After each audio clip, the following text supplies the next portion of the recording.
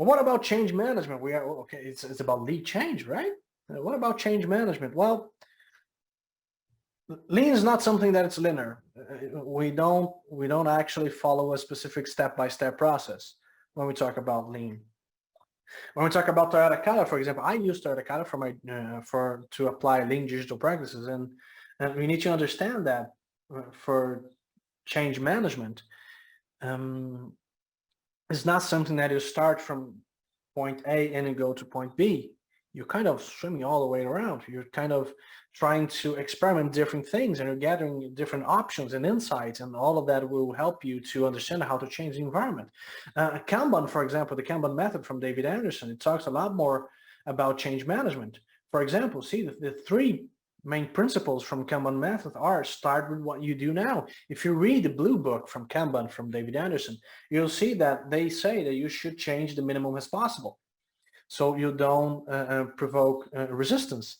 I strongly believe that's something that Jason Little talks about in his book, Lean Change Management, that there is no such thing as resistance. This is the drama silence. There is no such thing as resistance. We actually have specific approaches that trigger resistance, that trigger ego, that trigger trauma, professional trauma or personal trauma. Okay, you provoke people and you kind of trigger a specific message in their brain. Oh, this is a threat. We should avoid this threat. Okay, this is what Daniel Goleman called emotional hijack. Okay, or kidnap. When your emotional perspectives, your emotional side per se, they kind of tell you, act on it, don't rationalize, act on it. Okay, and then voila, there's resistance. So it's not that actually resistance actually exists. We are just causing it. So with lean, we should understand that. With lean, we have a specific approach that will help you to understand that you have to change the minimum as possible. You have to respect current roles and responsibilities. You have to know that everything that was built so far was built based on the current processes. So we need to respect that.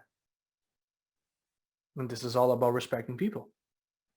So Agile doesn't talk a lot about change itself. They say, well, you have to use these practices because it will change your environment, it will change your culture, and that's good. Okay, and I'm not telling you that Agile is a dictatorship. It's not a dictatorship. Okay, it's about incrementally and evolutionary changing stuff, but they don't tell you exactly how, and they don't focus that much on experimentation on a change management level.